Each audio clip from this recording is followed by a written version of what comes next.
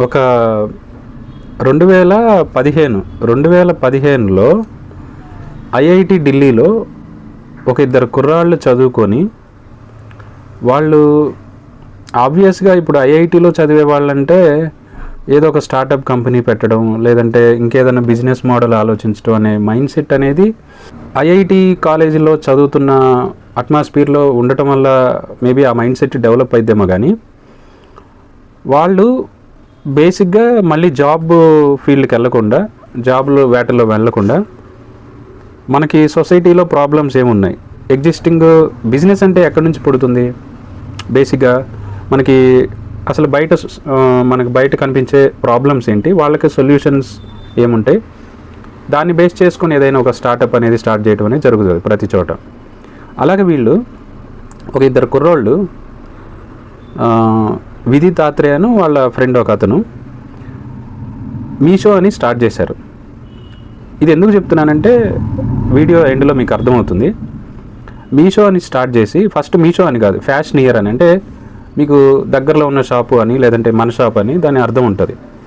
అప్పట్లో ఫ్యాషన్ వస్తువులు ఏదైనా అమ్ముకోవాలంటే లేదంటే ఏదైనా క్లాత్స్ అమ్ముకోవాలన్నా కంపల్సరీ వాట్సాప్లోనో ఫేస్బుక్లోనో యూట్యూబ్లోనో ఇలా మార్కెటింగ్ చేసుకొని ట్రై చేసుకునేవాళ్ళు. ఒక ప్రాపర్ స్ట్రక్చర్ ఉండేది కాదు. సో వీళ్ళకి ఒక స్మాల్ సెల్లర్కి ఒక డెస్టినేషన్ ఉండాలి, ఒక ఫ్రీ యాక్సెస్ ఉండాలని వీళ్ళు ఒక మొబైల్ అప్లికేషన్ డెవలప్ చేసి వీళ్ళు మీషో అని ఒక అప్లికేషన్ ముందుకు తీసుకొచ్చారు. దానివల్ల ఇవాళ ఒక ఇద్దరు ఆలోచన అనేది ఇవాళ లిటరలీ ఒక ఇండియాలోనే ఒక 14 నుంచి 15 లక్షల మంది సెల్లర్స్కి అది ఇప్పుడు ఒక డెస్టినేషన్ అయిపోయింది, ఒక జస్ట్ లైక్ ఒక రీసోర్స్ అయిపోయింది. ఎస్, మా ప్రోడక్ట్ ఒక ప్లాట్ఫామ్లో పెట్టుకొని త్రూఅవుట్ ఇండియా మనం అమ్ముకోవచ్చు అనేది ఒక కాన్ఫిడెంట్ తీసుకురాగలిగింది ఒక ఆలోచన.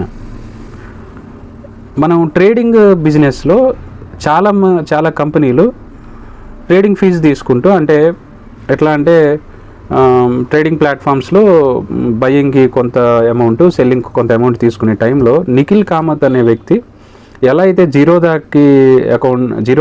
ప్లాట్ఫామ్ క్రియేట్ చేసి మనకి జీరో అకౌంట్ తీసుకొచ్చాడో, మీరు అమ్మండి కొనుక్కోండి జీరో కాస్ట్ అని ఒక జీరోదాన్ని డెవలప్ చేశాడు. ఈ విధి తాత్రేయ కూడా అలాంటి ఆలోచనే. అంటే ఇప్పుడు ఫ్లిప్కార్ట్ తీసుకో లేదంటే మీషో కాదు ఫ్లిప్కార్ట్ కానీ అమెజాన్ కానీ వీటిల్లో మనకి చాలా